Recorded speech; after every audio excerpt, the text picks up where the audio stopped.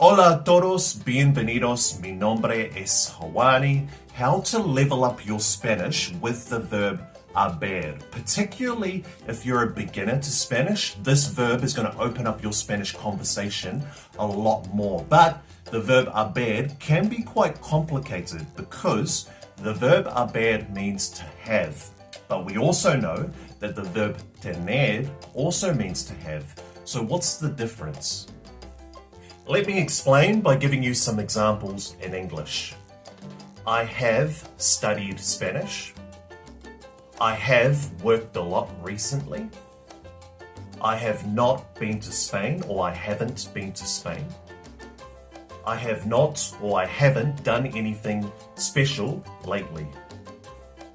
What do you notice about these particular examples? So what you'll notice in these particular examples is that we're using the verb to have, but in this particular context, the verb to have is acting like an auxiliary. So basically, it's assisting the following verb that's coming straight after that. Now, we do that in Spanish as well. In Spanish, it's used all the time. However, in Spanish, we can't use the verb tener in this particular context. We have to use the verb haber. Por ejemplo, he comido mucho. He comido mucho. I have eaten a lot. Has ido a España. Has ido a España. Have you gone to Spain before? No he hecho mucho últimamente. No he hecho mucho últimamente. I haven't done a lot lately. Great, now after hearing all those examples, can you now see why the verb haber is so important in Spanish and how it's going to open up your Spanish conversation? I bet you can now. So what we're going to do is break it all down for you so it makes sense, so that straight after this video, you'll be able to go out there and start adding the verb haber into your conversations. Now, moving forward, what do we do first? We need to first conjugate the verb haber in this particular context or tense. So let's start off with the yo form. We've got yo, e. So remember the H in Spanish is always silent, so it's simply e. The tú form, which is as. The él, ella, or usted form, which is a. Nice and easy. We've also got the nosotros form, which is hemos. So hemos. And then finally, we've got the ellos or ellas form, which is an. So, an. Great work. Now that we know how to conjugate the verb haber, we need to figure out how to conjugate the following verb that haber is assisting in this context. For example, let's start off with AR verbs. So it is quite simple. Let's use the verb trabajar, to work, as an example. So to figure out the conjugation for AR verbs, we simply take off the AR off the end of the verb trabajar. We then put the ending there, which in this context is ado. So ado is the ending we're using. So trabajar becomes trabajado. Trabajado in this particular context. For example, if I want to say I have worked a lot, all I would say is he trabajado mucho. He trabajado mucho últimamente, for example. I have worked a lot lately. Cool, so you can see it's not too difficult. Let me give you one more example to help it all make sense. So let's this time use the verb estudiar. Estudiar, a really popular verb for beginners, the verb to study. So again, let's put it into practice. What do you do first? Take the AR off the end of the verb. We then put that ending there, which is ado. Ado. So estudiar becomes estudiado. So, estudiado. So if you want to say, I have studied a lot lately, all you'd say is, he estudiado mucho últimamente. So, he estudiado mucho últimamente. Good work. And if we wanted to use it in the tú form, so if I wanted to say, you have studied a lot lately, how would you say it? Yep. All you do is change that conjugation of haber. So you'd say, has estudiado mucho últimamente. So, has estudiado mucho últimamente. You have studied a lot lately.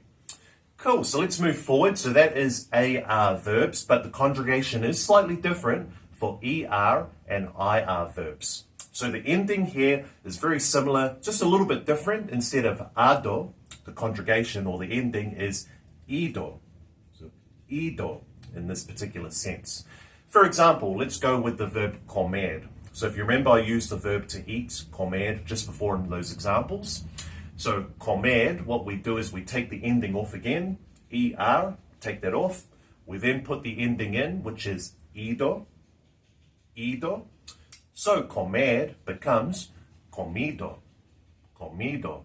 So if I want to say I have already eaten, if someone asked me if I wanted to eat more and I wanted to say no, I've already eaten, all I'd say is ya he comido. So ya he comido. I have already eaten.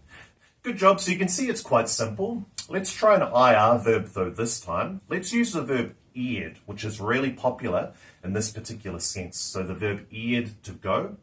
In this case, all we simply do is get rid of the IR. So we get rid of the verb completely. Then we put the ending in, which is ido. So ido in this particular context. So in English, I've noticed that it's very common to say, I have been to Europe, or I have been to the United States a lot, for example. In Spanish, I've noticed it's very common to say, I have gone to Europe a lot, or I have gone to America a lot. So for example, if I wanted to say I have gone to Spain a lot, I would say, he ido a España mucho. So, he ido a España mucho. I have gone to Spain a lot, or I have been to Spain a lot, is basically what we're saying.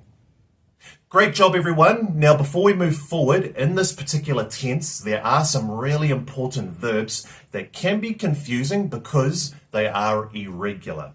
So I want to make you aware of some of them, not all of them, but I'll give you the most important ones. And of course, if you are getting any value from any of these videos, please don't hesitate to like the video and consider subscribing if you haven't already. Some really popular verbs that are irregular in this particular context or tense, we've got the verb decir, por ejemplo, he dicho demasiado. He dicho demasiado. So I have said too much.